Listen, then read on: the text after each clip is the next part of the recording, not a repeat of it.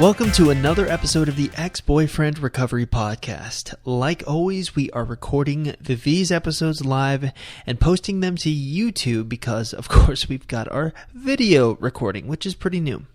Today, we're going to feature a Renaissance man. I'm just kidding. He's a relationship and dating coach named Neil Sattin. This guy really knows his stuff. If you go to his About page, you can find some of the craziest things. Obviously, he's a relationship and dating coach, but he has been certified in source point therapy. He's a professional dog trainer and a musician and songwriter. This guy is quite the entrepreneur. And he's here to talk to you today about turning a breakup into a golden opportunity. And he has a lot to say about the subject because he is a professional coach. He has coached couples one-on-one who are going through breakups, who want to keep a relationship together, or who are going through divorces. Now, the thing about Neil that's really interesting is he's engaged. But he's just not engaged to anyone. He's engaged to his ex. Yes, he broke up, or rather, they had a breakup, and they got back together. So you're going to hear that story and much more. Let me introduce you to Neil Sattin. Hi, Neil. How you doing? I'm doing really well. How are you today, Chris? I'm doing good. Good. So, for those of you who are listening, Neil is quite the entrepreneur, and I feel like I have the Renaissance man on the show today because if you go to his About page on his website, he has some of the craziest stuff like listed. So first off, he's a professional life coach and relationship coach, which is, I think, your passion, right? Yes, that's definitely what motivates me. But on top of that, this guy is also a professional dog trainer. He is also a musician and songwriter. He's been certified in source point therapy, which I'm interested. What is source point therapy? Yeah, that's a wacky energy healing modality it involves a series of points that are on the body or off the body that connect you to the universal blueprint for your health and vitality. And it's kind of woo-woo stuff, but it's amazingly effective. And so I took several modules to get certified in that. Awesome. Yeah. So like you can see, this guy is like the Renaissance man, and he knows his stuff when it comes to relationships and dating. He runs the popular podcast Relationship Alive. He hosts that. And if you've never listened to this podcast, he has some of the top talents in different industries coming in. I think even he had best-selling authors. I listened to a podcast episode where you interviewed like a comedian who was in a few movies. I forgot his name, but he Kyle was in, Cease. Yeah, he was in like some, what was it, 10 Things I Hate About You and the Not Another Teen movie. He was right. He really that was an interesting interview that you did. But just for everyone listening, this guy really knows his stuff. And today he's come on to talk to you about turning your breakup into a golden opportunity. So we're really honored to have you on the show, Neil. Great. I'm really excited to be here. And a quick point I guess I'd like to make about that, the Renaissance man approach is that my goal in helping people is to bring in whatever technology is actually going to be the most effective for them. So I think it's great to have a system, and actually I have a framework that's all about how to make your relationship amazing. And that being said, within the framework, I feel like it's really important to be able to pull from all kinds of different areas where you can help people. Because some people, they have a spiritual problem and they need that kind of work. And Absolutely. Other people, they just need to get their head on straight. Or other people, like you talk about, health and wealth and relationships. Right. And so it's like if you need technologies in all of those areas to be able to actually improve any of those areas in many respects.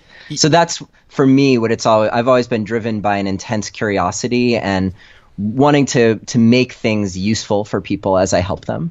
Yeah, it's interesting because I really feel like if you have a lot of skills and different talents in different areas, you can bring a lot to the table.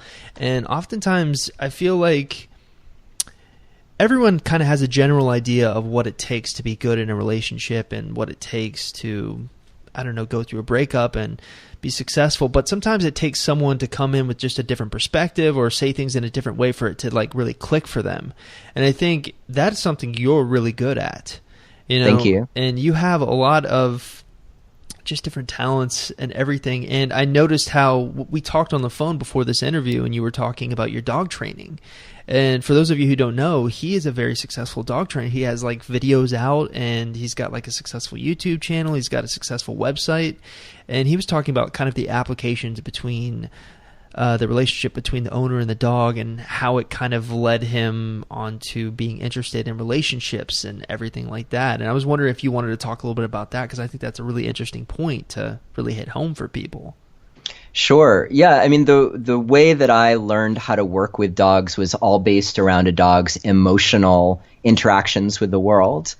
And typically a dog is they're picking up on everything in their environment. And one of the most profound influences on a dog's emotional world is the structure of the household that they're in. So if there's a relationship going on and there's a lot of tension in the relationship, then typically that's going to be translated into the dog's behavior. Or if even if the dog's behavior is simply a product of the bad habits of their owners, those habits usually don't come out of nowhere. They're the product of that person's environment. So very early on in my dog training career, I focused on how do I help people with the things that are going on in their lives that are having this huge impact on their dog's life. And that's what led me to get my coach training and basically started me on that whole path. And while I love working with people and their dogs, I noticed very early on that I felt much more passionate about the relationship, the nitty-gritty of the relationship work that I was getting into. So that's really become my focus, and it's something that I was already really passionate about. So I just kind of made it more prominent in the work that I do. Yeah, I think it's phenomenal. And again, we're really glad to have you on the show. I think your perspective is going to help a lot of people. And the reason I say that is because a lot of the people who come to our website, who listen to my podcast, they're going through breakups, you know, and it's a very tough time. And oftentimes they want to get their exes back. And sometimes it's not the best thing for them to get their exes back. And so I know you've worked with a lot of clients. I know you've coached a lot of different people, probably going through breakups, probably married couples, trying to keep their relationship alive. Hey, that's your podcast name. But I was wondering, like, for the people who are listening to this podcast, how can you really tell if it's really worth trying to get a person back or move on? Like, what is your perspective on that? Because I'm really interested to hear your answer. Yeah, and that's a great question. In fact, a lot of people who listen to my podcast and come to my site have like a slightly different version of that question, because they're typically in a relationship and trying to decide if they should stay or if they should break up and go. So it's just like a few moments in time, maybe prior to the people who are listening to this, because they're considering getting their ex back or trying to get their ex back. So it's a really good question. There are some obvious things that you probably talk about that involve like taking a step back and really getting a sense of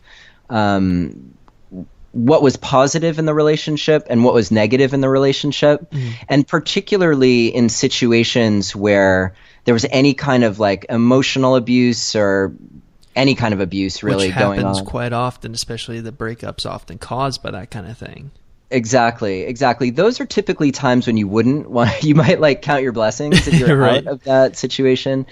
It's not to say that those things are unfixable, but it takes a lot of work with help. And so if you're not getting a lot of help, then it would be really challenging to turn that around. And also those situations are often the product of like escalating other issues that are there in the relationship. So you could look at it as a symptom as well of something deeper that maybe wasn't working out. So like typically if someone's in an abusive situation, like they're better off going anyway. So count your blessings in that regard. But in a less obvious situation, another question that I would ask myself is am I being fully me in this relationship with this person? Do I really feel like being with them is bringing out the best in me, where I'm living according to my purpose in life, and like we really support each other and each being the best that we can be, or not? Like for so many people, relationships become initially this like really crazy attraction that's sparked by seeing how attractive each other is. But then like it becomes a series of compromises, right, where over time people become less and less of themselves. That's true. And I think one of the arts of relationship, and this is something that I teach, is how to become more and more of yourself in relationship. But if you find that there's some quality to your relationship where you're becoming half of who you are or less, then also probably not the best relationship for you. Or at least, and I know you talk about this in your book, in terms of like paying attention to yourself and your own development, you would want to spend some time kind of getting that under your belt if you can, so that you're back to being fully you and 100% you, before, and at that point, I think you'll be able to make a much better decision. Yeah, absolutely. And I think that this is a helpful part of the no contact rule that you talked about. Which is something we're really big on in ex-boyfriend recovery. Yeah, and because I was reading your book and very curious to see what you're doing, and I think that that's also important from the position of getting you out of your own addictive cycle, because we're so easily enmeshed in that dynamic of relationship. Yeah, absolutely. And I know you talk about attachment theory, and so there are these neurobiological roots to what like binds us to other people. So anything that you can do to like not make a decision when you're like really caught up in that tension, and to like allow yourself to relax and really catch your breath, that's another good thing. And then finally, and these are just off the top of my head, I mean, I think we could do a whole episode on this question. We'll probably go on for 2 hours. I think it's helpful to talk to trusted friends, people who have your best interest at heart, and you still want to take what they say with a grain of salt, right? Because sometimes people have their own agenda. That's right. Like they want you to get back with that person because they have so much of a story built up about you with that person. So it shouldn't be so much a question of like, should I get back together with that person or not? It would be the kind of question like, what did you notice about me when I was with so-and-so? I see. What did you like about what you saw in me when I was with this person? And what did you not like about what you saw? What did you notice about the way that they treated me? And what did you like and not like about that? And so it's basically a way to get a lens on your relationship that's not you and not filtered by your broken heart or your biases or any of those things. And that at least will help you see it a little bit more objectively so that you can make that choice for yourself. Yeah, and you brought up a lot of interesting points. I think certainly when you're talking to a friend, a lot of people don't ask those type of questions, especially if they're going through a breakup. They're crying, or they're trying to lean on them for support, and the friend is just seeing the person crying in a broken state. So they're obviously going to want to protect them. So they're not going to have this biased advice.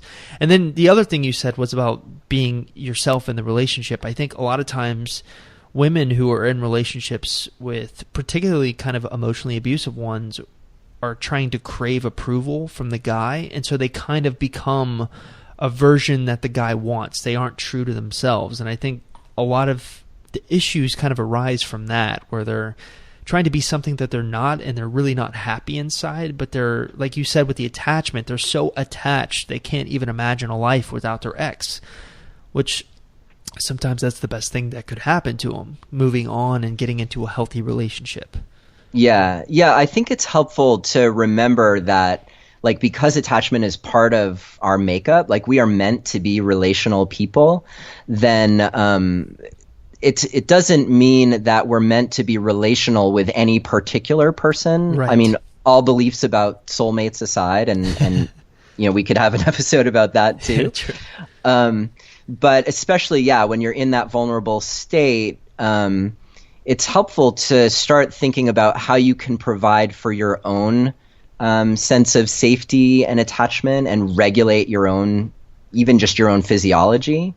So you're not relying on that other person so much, and that brings you to a place where you're much better able to discern, like, whether this person is truly right for you or not.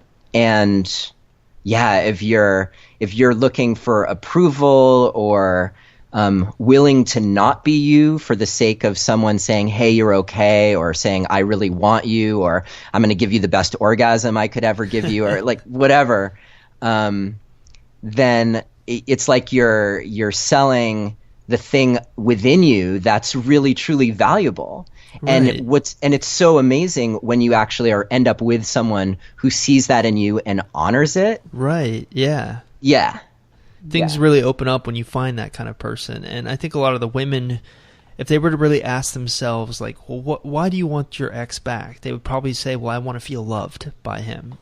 But they really want what you just said. They want someone to kind of accept them for who they are, and not really nitpick at all the things that maybe are flaws, and kind of appreciate the flaws or accept the flaws. But I think you have a really fascinating perspective, because you actually have experience of getting an ex back. In fact, I believe your fiance, I think you're engaged still, right? We are, yeah. You broke up at one point and got back together. So you're actually proof that sometimes it just takes people going on paths to really kind of end up together still. So it's not necessarily over completely if you go through a breakup. A lot of times I will say it is, because just statistics don't really favor you. But I think you have a really fascinating perspective, because you've kind of went through breakups before and end up back with the person successfully. Yeah. And it's worth also saying that I also have been married and am divorced. So, so you understand what the wrong kind of relationship looks like or feels like. Yeah, and I'm not going to comment too much about that, because I want to be polite and respectful. But let's just say I've been through both. And when my marriage was ending, that wasn't necessarily a happy moment for me. No, it's very, very tough on people in general, I think. Exactly.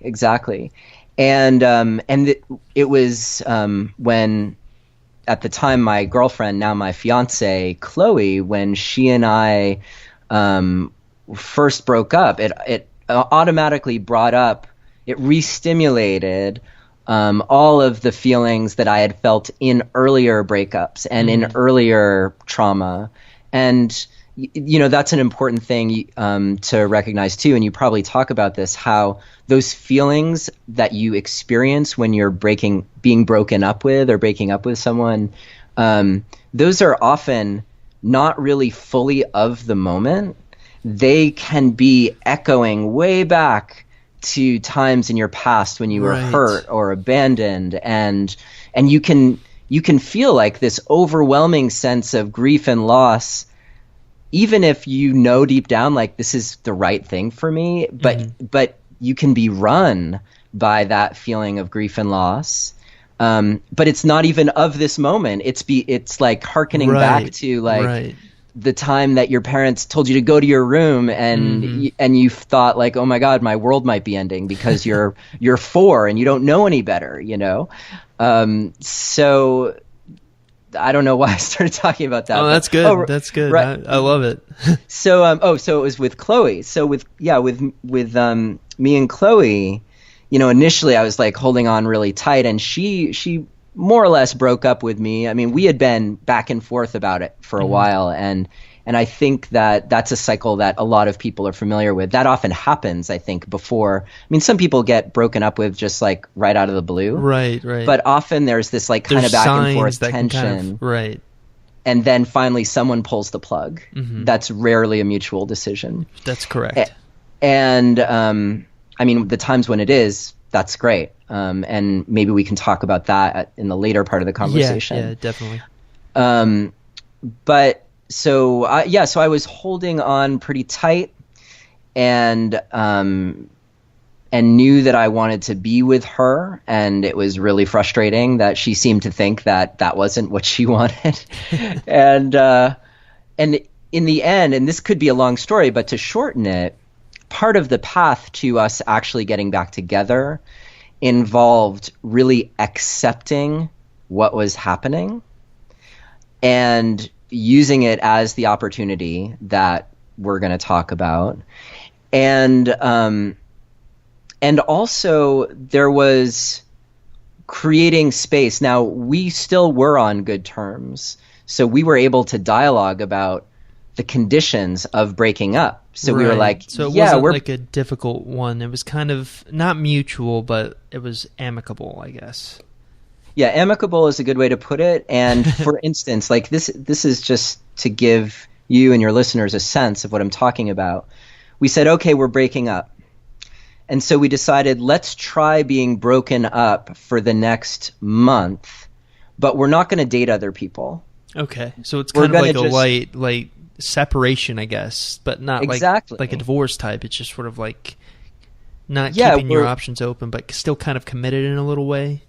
Well, what we were committed to was the process of breaking up in a way that was kinder and felt like it would be more gentle. Right. And I think for us, we felt like it would cause aggravated trauma if we saw each other, with other people, and we move in the same circles, and we're both, we like neither of us would have any trouble like actually meeting other people. Mm-hmm. So it was more like, let's not traumatize each other like that, and let's just see what comes up in the not being together.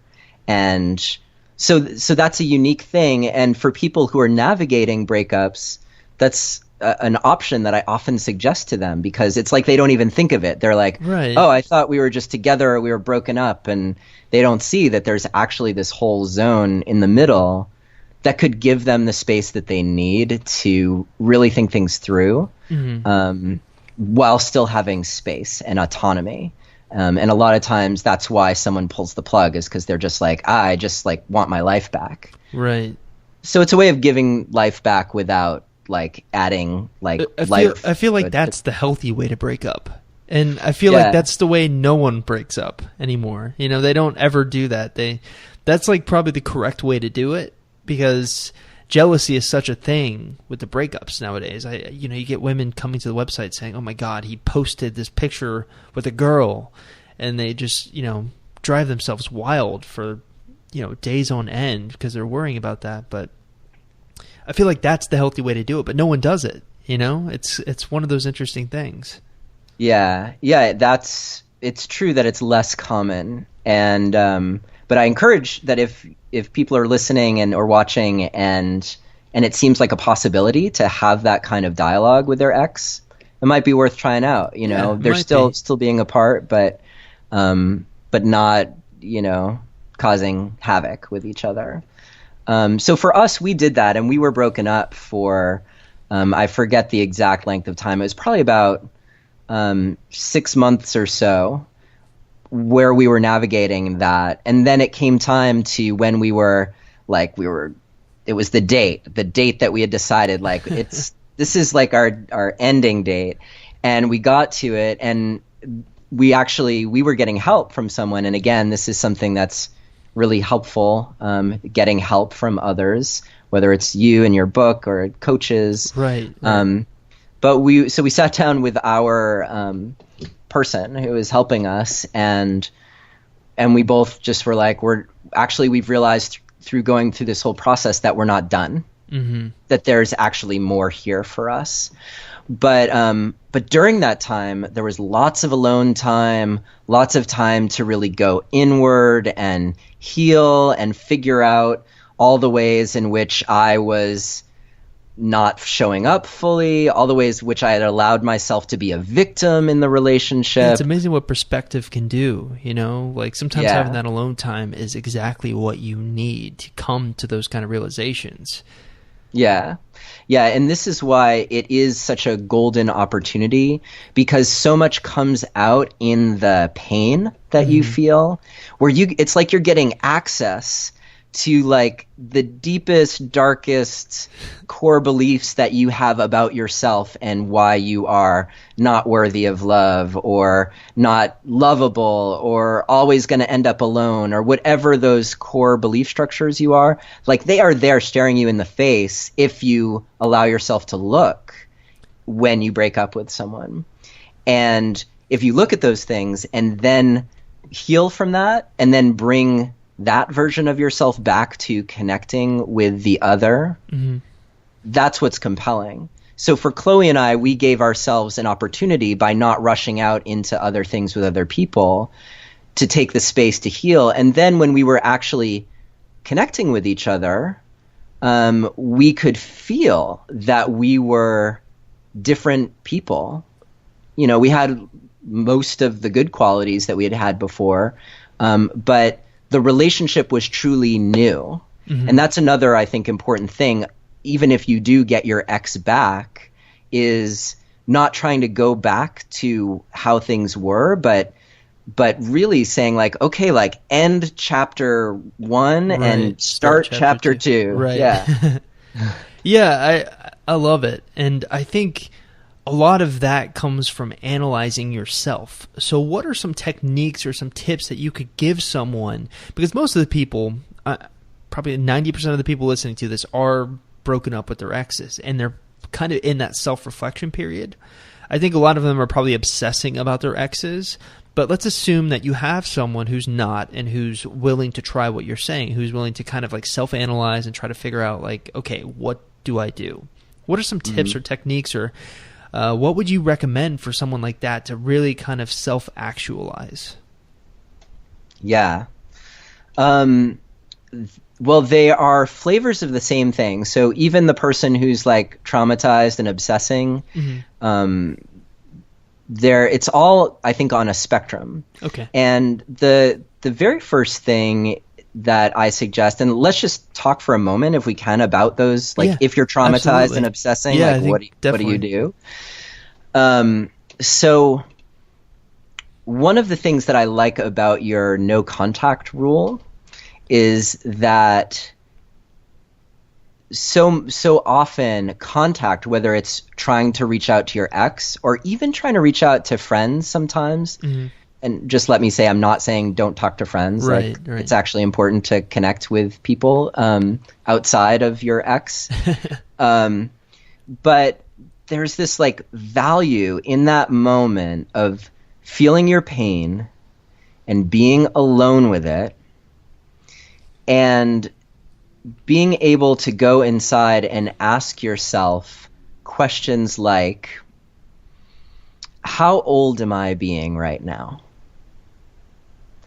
So and like then, maturity level type thing? Like, no, it's like hearing what your gut tells you. Because often when you are overwhelmed by your grief or jealousy or anger or all of those things, it's actually often not your wise adult self that's talking. Or even if you're not an adult, if you're a teen, like you're still like more mature in lots of respects than you were when you were, 8. So very true. And the thing is that those like core emotional responses, those are the things that are like that we bring with us into this lifetime. So like you're born into emotion and into like raw emotion and raw feeling. And it's only as you get older that you start putting labels on it. Like, oh, I'm feeling angry, or I'm feeling jealous, or I'm feeling sad, or I'm feeling scared. So two things are at play here. One is that when you're really in a lot of pain, then you're often dealing with a part of yourself that is really young. Okay. So when you ask yourself, how old am I being right now? It's not like in a way of sort of shaming yourself, like, come on, like I should be, 23 right now, or I should be 42 or what 63, you know, like it's not so much like that. It's more like you're looking for information, like this intense emotion that I'm feeling, what age of me is connected to that emotion? Okay. And then listen for the response, because you may very well hear a voice or get a sensation or have a see something you actually see of a number where you get like, oh, this is me when I'm 4, or this is me when I was 3. Some people will say I was a baby or in utero. Other people might say this is when I was 13. But so there can be a range. But the goal is to see like that this really intense emotion that you're experiencing is connected to a history of emotion in your past. And that does a couple of good things. One is it's connecting you to the source of your grief. And then the second thing is it helps you get a little bit of distance and perspective on it. So in that moment where you're asking yourself, how old am I being right now? And then you see like, oh, this is a part of me that's 4 years old. Mm-hmm. Now you already have like the part of you that's 4 and the part of you that's asking the question, which helps you get a little distance from your feeling. Yeah. And then you might name your feeling. Like you might say like, oh, okay, like talking to yourself as if it's we'll just go with 4 since that's what keeps coming to me. I guess there's a part of me that's 4 that wants to Do you feel 4 right now, Neil? I think I am. So you ask yourself like, okay, and you might use your name, like, okay, Neil, like, tell me how you're feeling right now. What feeling are you feeling? And listen and see if that part of you responds. I'm feeling sad, or I'm feeling scared.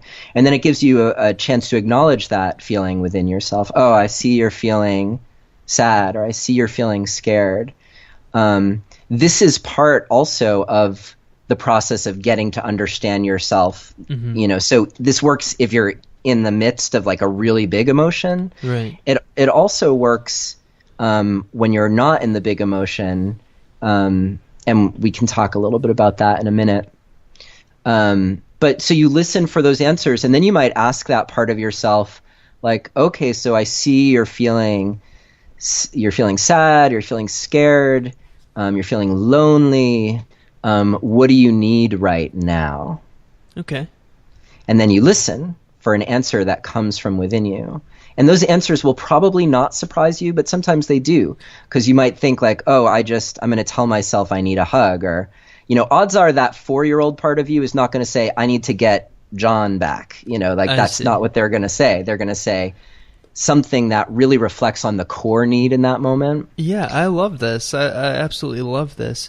Now, what if you're doing this and you come up with an answer that is unhealthy or is not right? What do you do? Give me an example of what that might. Let's say that you're a little bit heavier, right? And you've always been very self-conscious about your weight, and you think to yourself, okay, I'm feeling kind of hurt right now, and it reminds me of that time from when I was 16 or something. I need a drink, or I need to eat something, when you're maybe trying to lose weight or something. So what would you do then, maybe to put some safeguards in so you're not having those maybe unhealthy or dangerous type of tendencies? Yeah, that's a really good question. So my first gut response to that is that you probably won't get those answers. Okay.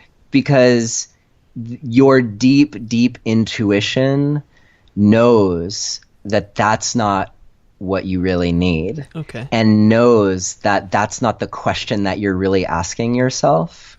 So you have to imagine that there's this ultra wise part of you that's watching this whole thing happen, mm-hmm. and that is excited to finally have an opportunity to actually speak your truth to you, because it doesn't ever speak. Listening. It's just kind of hidden inside yourself, and you never really do this kind of looking inside, right. I guess. Right, and so many people aren't making the space in their lives to listen within. So this is really about developing that capacity to listen within, to mm-hmm. your your inner wisdom, your deeper knowing. Many people would also associate with that their connection to something greater than themselves. So how do they open that channel and be connected? But let's say they do hear, I just need a drink right now. Okay. Well, or I just need to eat right now. Well, the purpose of this exercise is not to say, like, okay, let's go get a drink. Okay. The purpose is to acknowledge that part of you and say, and this is another reason why, like, the 4-year-old within you, like that 4-year-old probably in most cases never had a drink of alcohol. Hopefully not. That 4-year-old probably wasn't already in a cycle of like overeating. I mean, it's possible, but it's highly unlikely, I would say. I mean, 4 years old is kind of young to...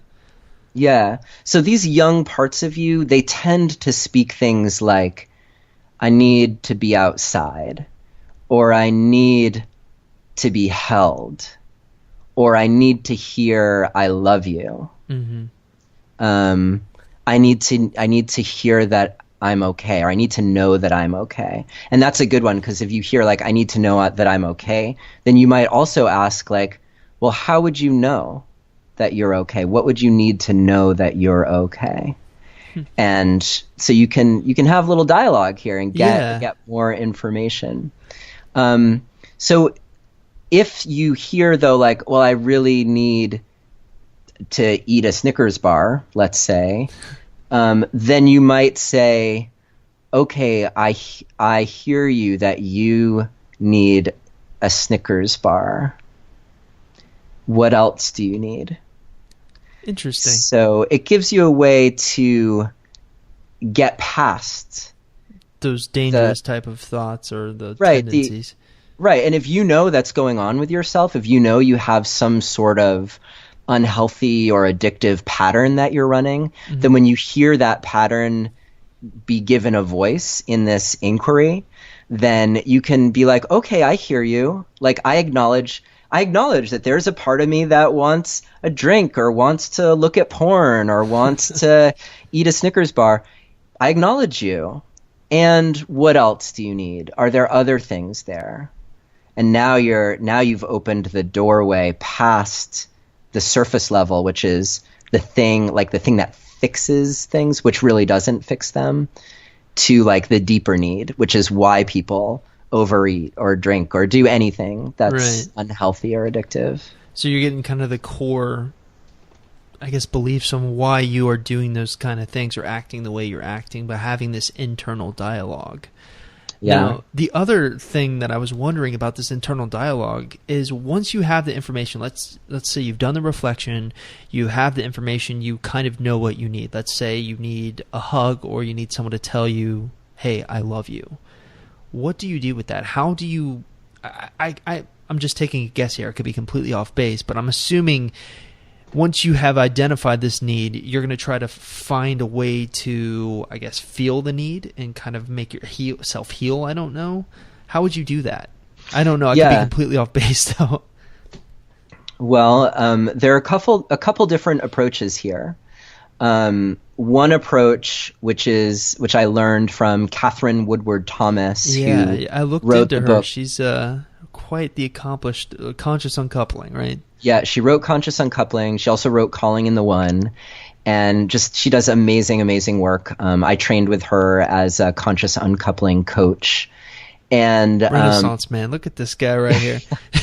She was one of the first guests for my podcast as well. So it was just a great, we had great rapport, and that's where that was born.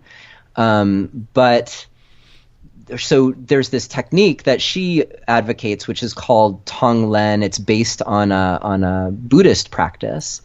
And so basically you go through this process of recognizing this younger part of you, recognizing what this younger part of you is feeling, and acknowledging it, asking this younger part of you what you need and acknowledging it, and then like taking in a breath and sending out a blessing to all the people in the world who are also feeling those feelings and also needing those things, which connects you to this, how you are part of the universal human experience.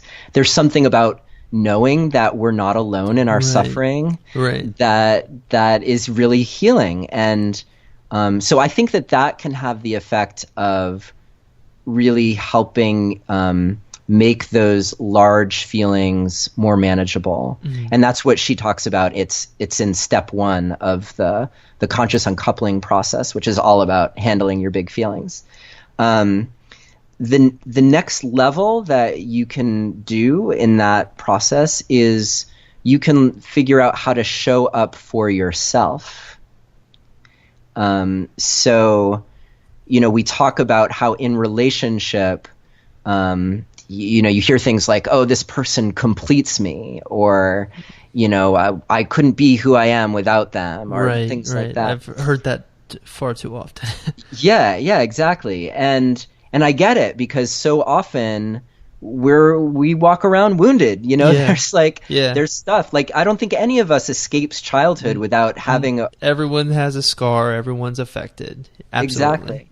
So it's like, generally in life you walk around and on some deep spiritual level, it's like a magnet, where your wounds match up with someone else's wounds, and boom, that's what brings you together in the best way at first, and then often in the worst way later on. Yeah.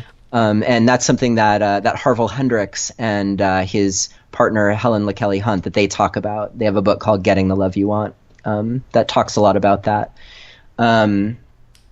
So you have these wounds, and so much of what we are initially or on the surface looking for in our relationship is someone to make that better for us.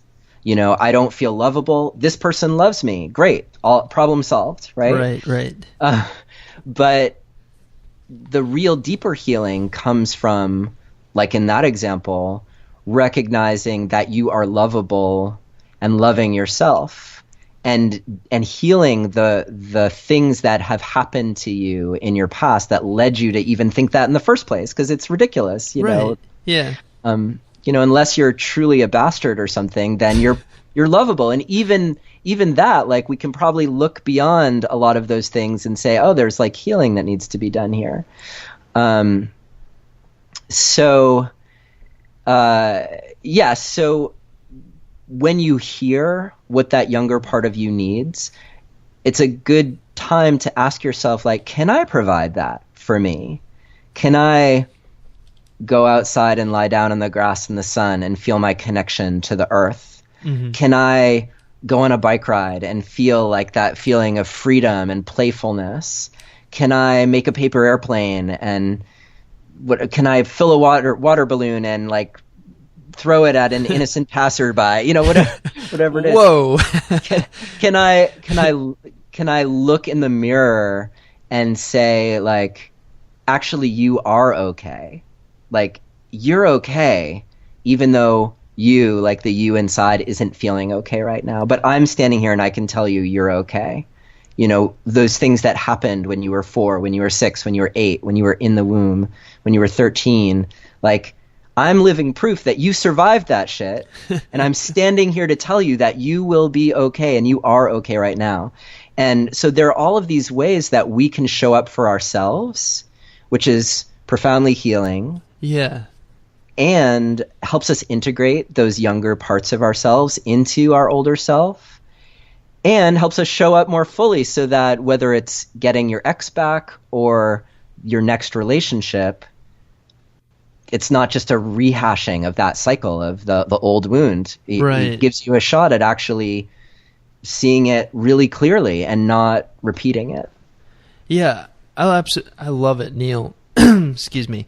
Now, I wanted to kind of switch gears here, because you have a lot of really great information, and I wanted to give you kind of the floor to talk a little bit about your coaching, because I think this is something that a lot of the people who are listening to this podcast and who come to the website and are on the email list can really benefit from, because I think what he just talked about, the self-healing and kind of the internal dialogue you need to have with yourself, this is absolutely perfect for the no contact rule, which is something that you actually mentioned, because if you can do this during the no contact rule, you are just going to be in such a much better position than if you were just not to do anything and just, hope things work out for the best. So where can people find you, Neil, and talk a little bit about your coaching? Yeah, thanks for asking. And so my website is neilsattin.com, neilsattin.com. You can also go to relationshipalive.com. That Relationship Alive is the name of my podcast, and it will redirect you currently anyway, to my website. So I'm there. I have a free guide on my site that's called The Single Most Powerful Thing That Can Make or Break Your Relationship. And it's an in-depth way of figuring out what you really need in relationship and what your partner really needs. And it's a great way of diagnosing kind of like what went wrong, what went right. Anyway, that's I'll right definitely, on my... I'll link to that in the show notes for everyone listening. Also link to the website, so you can just go directly there. You won't, if you don't remember what his website is, you can just come to my website, and if you click on this episode number, you'll be able to find the show notes where I'll have the information. But sorry to interrupt, Neil. No, that's great. I appreciate your doing that. And for people listening who are in a position to text right now, they can text the word relationship to the number 33444. I think that only works in the U.S., but if you're in the U.S., you can text the word relationship to the number 33444 and just follow the instructions, and that lets me send you a link to my guide. So I'll email you a link and you can download that. You can also access the podcast on the site and over iTunes. And so tons of free information. And then, yes, I also do coaching work. Right now, my partner Chloe and I were about to launch an online course that's basically us distilling some of the most powerful relationship healing and succeeding strategies that I've gotten from my research for the podcast and the conversations that we've had, and also out of our own practice. Coaching and healing work. So that course is about to launch. And then we do one-on-one coaching, and I also I coach couples as well. So I've worked with people who want to get in relationship, who are in relationship and want it to be better, or in trouble and trying to figure out how to make it better. And then, I mentioned the conscious uncoupling coaching. I do also coach people who are going through breakups, which is definitely good for the people listening here.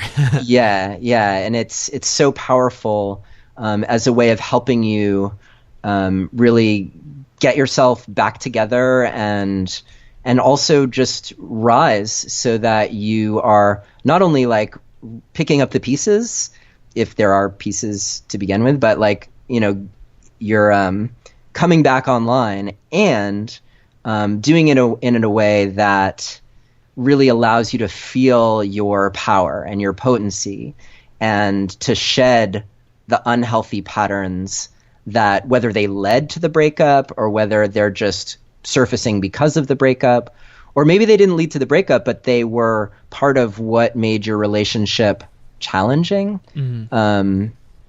That's what that process is all about. It's really healing that, so that you can bring 100% of you to whatever comes next. Yeah, I definitely think you can benefit from the coaching. Do you mind talking a little bit about how much it costs? And I know you have different packages, which is actually a really, really clever way of doing the coaching. I've been kind of looking around at different coaching for my audience, and I think yours may be the best priced, and also you get quite a bit bang for your buck. Yeah, I'm happy to talk about that, and it does change. Typically the way people work with me is they buy packages of sessions. So if I do individual sessions, the packages are right around $800 for 4 sessions. And a session can be 60 to 90 minutes. So it's not like when you go to a therapist and you're in there and out in an hour, and no matter what. I like to leave extra time to make sure that people are really getting what they need. Also, I guess it's worth saying that these are my prices right now. And they've changed over time, as demand has increased. So you guys better get in now while it's cheap. That's right. Get on. And then the couples rates are a little bit higher, and that's probably will make sense to people who are considering like, oh, maybe I can do this work with Neil with my partner. It's more time. Like those sessions can be 90 minutes to 2 hours, and it's a chance for both people to really be heard. And it's just there's a little bit more involved when you have two people there. If you can have two people there, it's great because you don't have to wonder so much like what the other person is thinking. They're right there. You ask them, right, right. So I love doing work with couples, but mostly I love working with people. And whether it's an individual or a couple, I really see my role as to be there to support them in getting through whatever they're going through, if it's challenging, and accessing the inner resources that maybe they didn't even know they had to get there.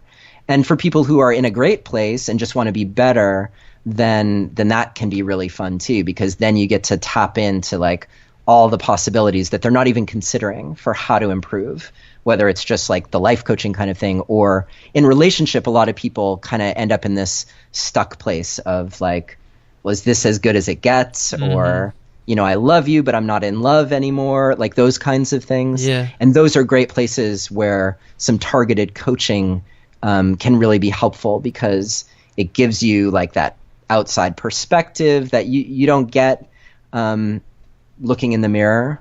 Or sometimes you get outside perspective from your partner, but it's not always delivered in a way that's really supportive for you. And then there's also just leveraging the skill and the knowledge of a coach, whether it's me or you or someone else.